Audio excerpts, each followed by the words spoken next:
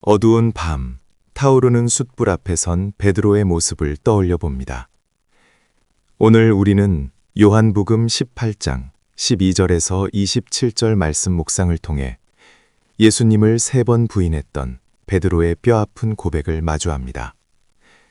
차가운 새벽 공기 속에서 떨리던 그의 목소리와 주님을 향한 시선을 묵상하며 우리 자신의 연약함과 주님의 끝없는 사랑을 깊이 생각해보는 시간이 되기를 소망합니다. 주님과 베드로 사이에는 잊을 수 없는 3번의 결정적인 만남이 있었습니다.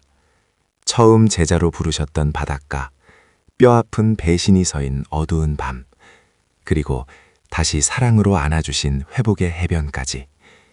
이 3가지 무대를 통해 우리는 우리의 연약함과 주님의 크신 은혜를 마주하게 됩니다. 부르심과 배반을 넘어 회복으로 향하는 이 여정을 통해 변함없는 사랑을 깊이 생각해보는 시간이 되기를 소망합니다.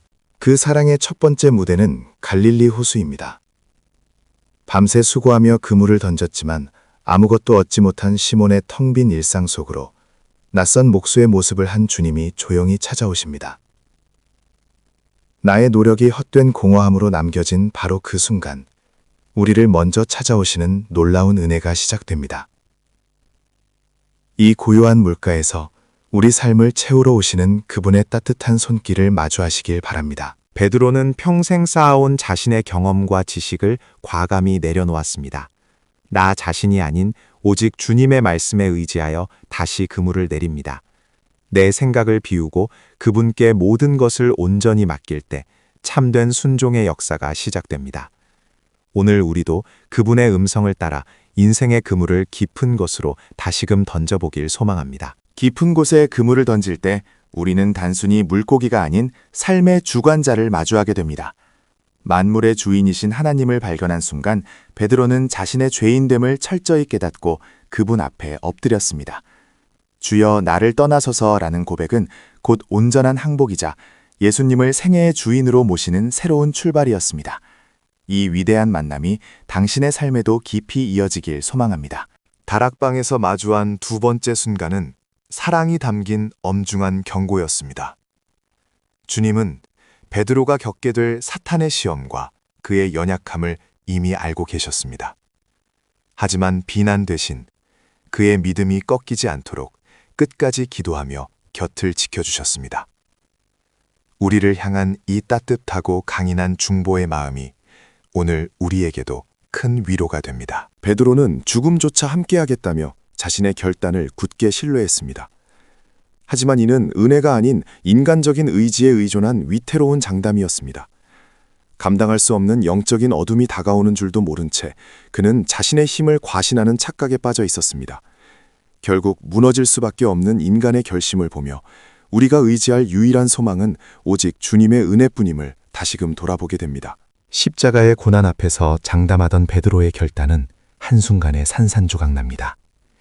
작은 두려움에서 시작된 부인은 맹세와 거짓을 거쳐 결국 처절한 자기 붕괴의 자리까지 나아갑니다. 불을 쬐며 주님을 모른다고 3번이나 외치던 인간의 철저한 무력함과 연약함을 마주할 때 우리의 참된 소망은 오직 주님의 은혜뿐임을 다시금 돌아보게 됩니다. 닭이 울고 주님과 시선이 마주친 찰나, 베드로는 자신의 초라한 연약함과 정면으로 마주하며 깊은 통곡을 쏟아냅니다. 평생을 굳게 의지해왔던 나라는 견고한 기초가 속절없이 무너져 내린 그 절망의 끝에서 우리는 비로소 깨닫게 됩니다.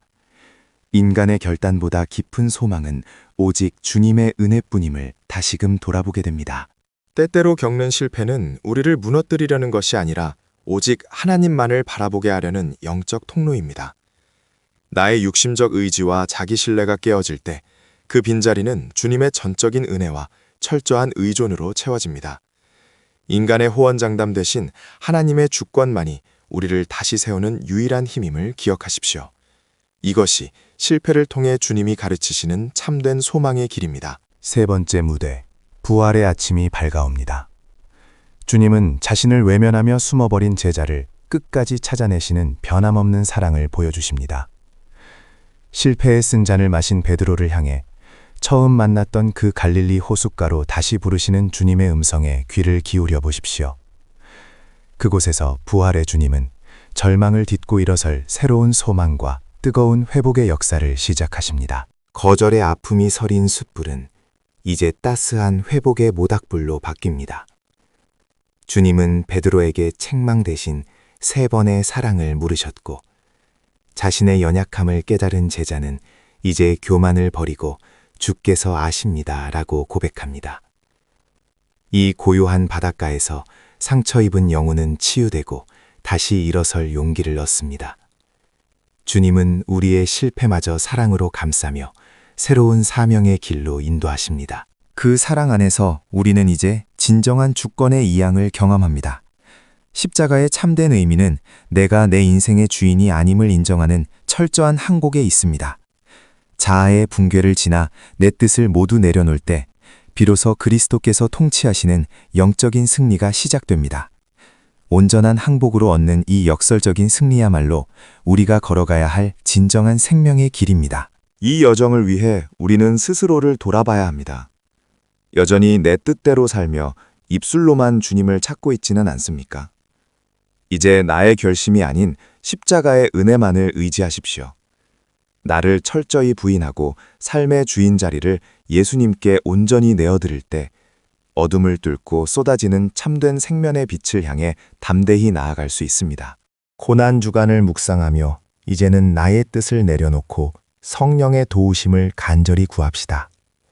절망의 무덤을 이기신 부활의 산소망이 우리 영혼을 새롭게 깨웁니다.